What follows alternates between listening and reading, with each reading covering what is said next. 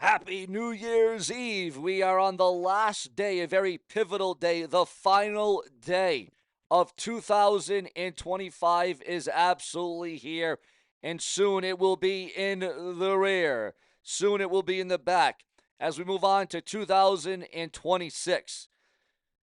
Now, we are hearing from the dirt sheets, the insiders, and the newsletters. According to those in the know, this is a pivotal update. Remember to hype and remember to like. Remember to become a channel member. Remember to donate below with a super thanks donation. The world is watching.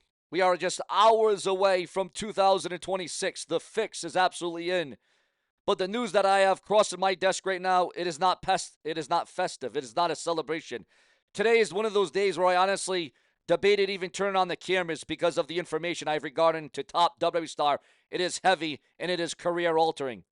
We have a packed show today. We are going to talk about the absolute chaos happening backstage regarding the new authority figure for WWE SmackDown. We have updates on Austin Theory and the internal hierarchy of the vision that Paul Heyman is trying to keep quiet. But I need you to listen, and I need you to listen to me very closely right now, because the main story today that we're talking about is a WWE star that is benched, a WWE star that is off on injury. Now, I know you've probably seen the reports. I know you've seen the tweets. Surgery, maybe back for WrestleMania, maybe after WrestleMania. Well, I am telling you right now that those reports are wrong. I have a document in front of me that outlines a timeline that doesn't just put WrestleMania in jeopardy for this former WWE star, this former world champion, former WWE champion. This man has main evented a headline of WrestleMania. He has won the Royal Rumble. He has won Money in the Bank. It puts this entire career on hold until a date that sounds absolutely ridiculous to say out loud. And again, this star has been benched and will be taking a long absence, according to the dirt sheets, the websites, and the newsletters. And we're also going to reveal the name, the SmackDown commissioner. Now, you are going to want to watch this video all the way through to the very last second, because when I drop the date, it is going to change how you look at the next 2 years of WWE programming. Before we get into this exclusive, do me a favor, hit that like button, subscribe. We are trying to break the algorithm today, the final day of 2025. Let's end it with a bang. Let's end it with a profound splash. Let's put YouTube on notice.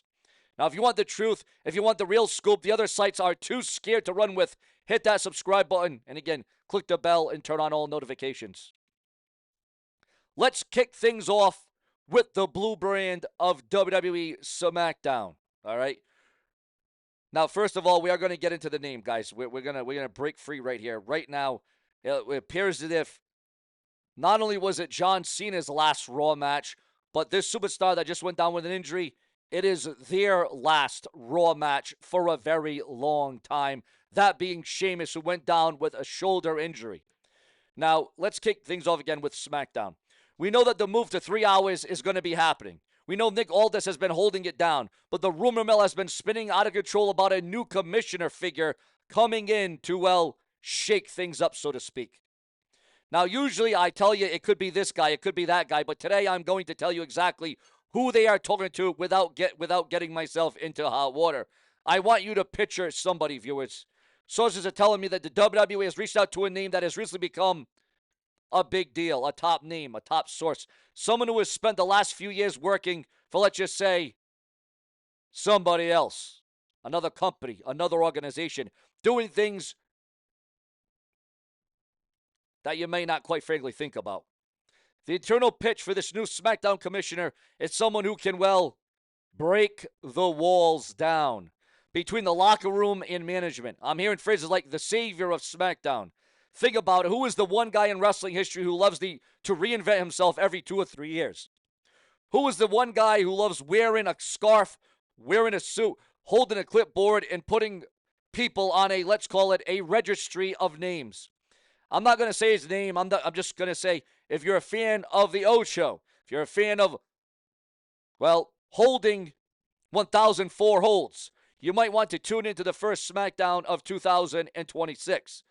And I got to say, a subtle jab here, if this happens, it's hilarious. He leaves WWE to go change the world, and he comes back just to become a commissioner.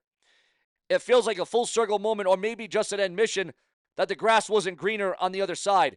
But hey, If we get the 2008 suit-wearing, slow-talking, big vocabulary version of this guy, it might be gold. Or is it even that star? Is it even that superstar?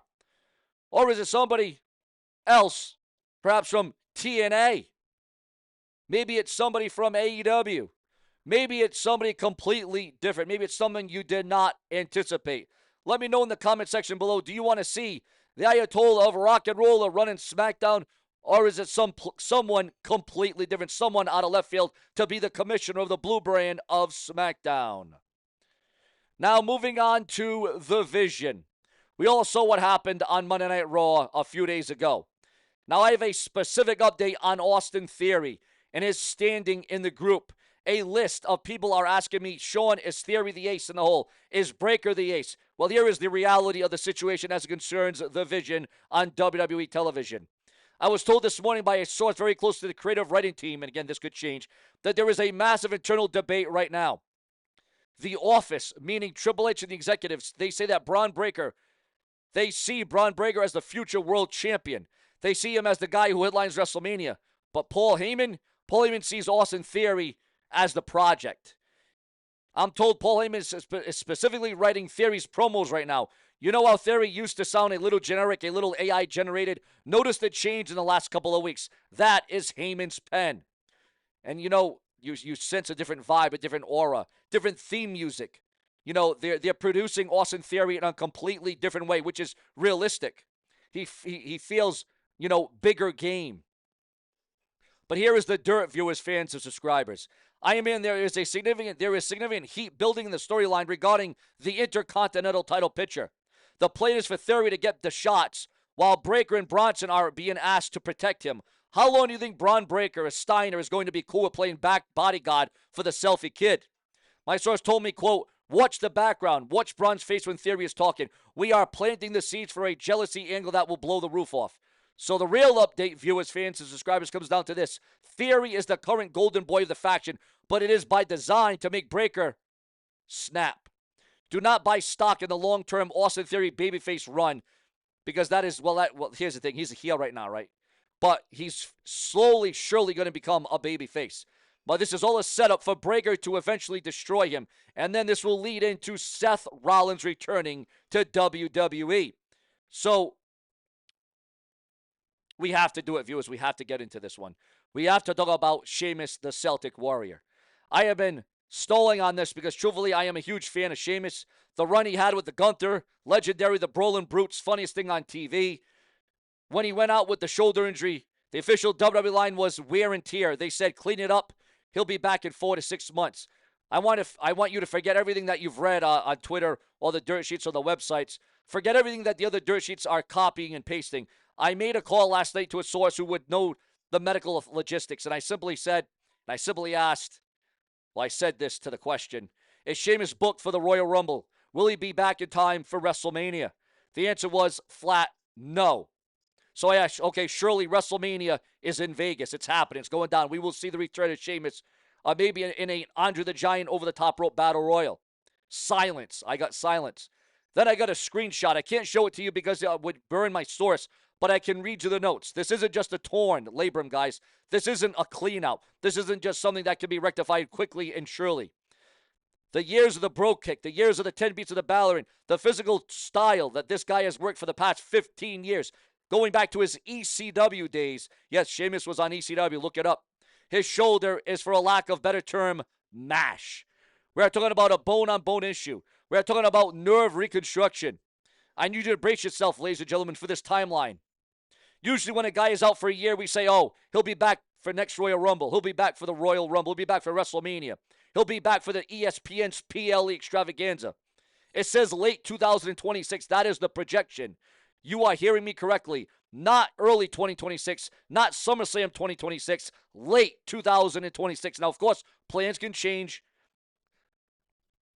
The injury, the surgery, the everlasting effects of this, viewers, could be very impactful. It could be very profound, as I mentioned earlier in the video. However, right now, ladies and gentlemen, the developments and the progress could either make this earlier or later. Make no mistake about it. It could be made earlier or later for Sheamus. By the time he comes back, the landscape will be unrecognizable for Sheamus. Gunther will probably be a YouTube. Gunther at this point will probably be a WWE champion multiple time. Braun Breaker will be the face of the company by this point. This is a tragedy for Sheamus' fans and Sheamus himself to work that hard, to have that resurgence, and then to be sat down until late 2026. It's heartbreaking, but that is the reality of the business. I want to know your thoughts, your comments, and your opinions. Can Sheamus even come back from a 2-year layoff at his age? Or have we seen the last of the Celtic Warrior? Now remember the last time Sheamus went down with a monumental injury, viewers. I will be tracking this story every single day in every single way. And if that date changes, you will be the first to know here on SeanzViewEnt because I said so. Make sure you are subscribed, hit the bell, turn on all notifications because this is the brash and brazen. This is the unapologetic. We give it to you in multiple different ways. And if there's any updates, changes, we will bring you the latest in WWE right here on this very channel. But ladies and gentlemen, as always, we dive deeper, we go further. So it would appear as if we have been bringing this up for multiple days. Chad Gable's WWE return is in sight after his shoulder injury. Also, TNA's plans for CM Punk's first feud before WWE returned. Oh, wow. TNA and CM Punk. Now, this is big. This is huge. The magnitude of this is off the chain. Wow. CM Punk and TNA. Listen, we all know the partnership between TNA and CM and WWE. So, TNA Wrestling had serious plans for CM Punk, the best in the world, the current reigning defending World's Heavyweight Champion. And now, it is being revealed just how far those talks went between CM Punk and TNA Wrestling. Speaking on Pro Wrestling Illustrated, current TNA's talent confirmed that behind-the-scenes discussions between CM Punk and TNA were very real and very true. Also, according to those in the know, it was former TNA president Scott D'Amore who broke the news to him over dinner that a dream match with CM Punk was almost in the works. If you want some behind-the-scenes dirt that nobody knows about, CM Punk before almost possibly signing with TNA was coming in and I was going to be his first challenger, Macklin said. So it's going to be Steve Macklin and CM Punk one-on-one for the TNA Championship at the time, or it would have just been a blood feud. I was like, shit, that would have been cool. Macklin didn't just speak on what ifs. He shared personal respect for CM Punk, calling him one of the few true remaining megastars in wrestling today. He's literally a cult of personality. If you want to play the cliche to the song, but he just shows the magnitude that he is one of the last alive superstars, Macklin said.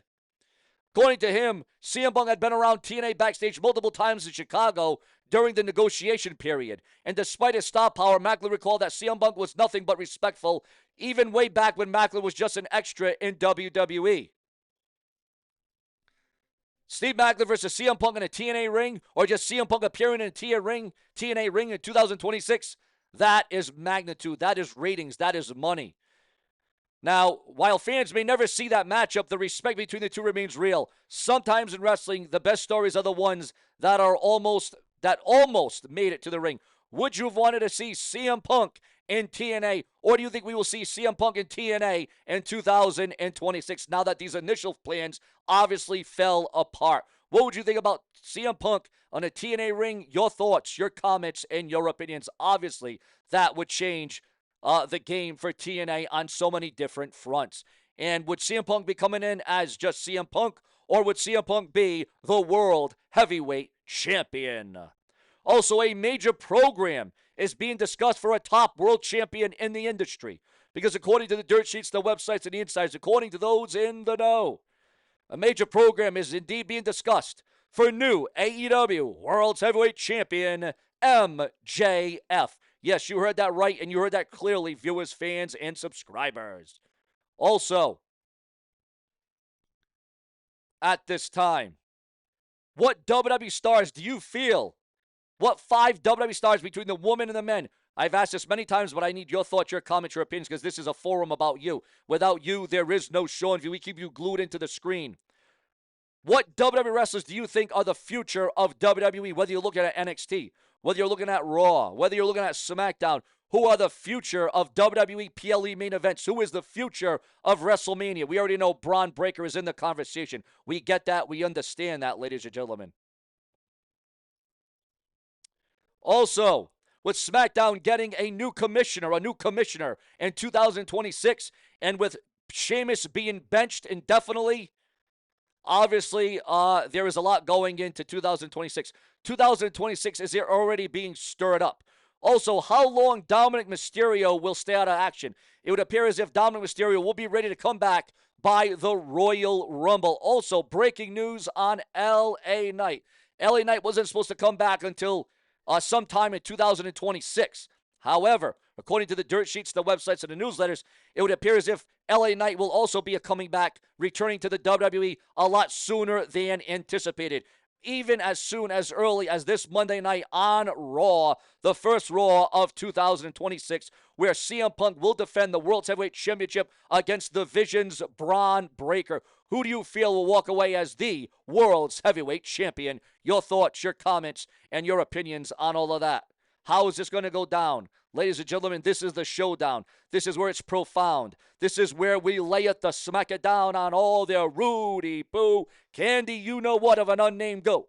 Ladies and gentlemen, this is where we do it. We serve it up to you because SeanzView relies on you. You guys are the heartbeat. I want to thank you for what has been one hell of a year. I want to thank you for having no fear. I want to thank you for being a part of the show of 2025. There has definitely been a lot of differences. There's been a lot of changes. There's been a lot of good and bad.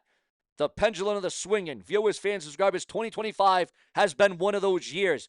But can 2026 rebound? Because it needs to on many fronts, in many ways. Subscribe. Plenty more to come. Don't go anywhere as we are expecting and anticipating 2026 to hopefully be a banner year in the WWE and even more significant for SeanzView Entertainment, because without you, this never does go down. Why? Because that's just the way that it is. Subscribe.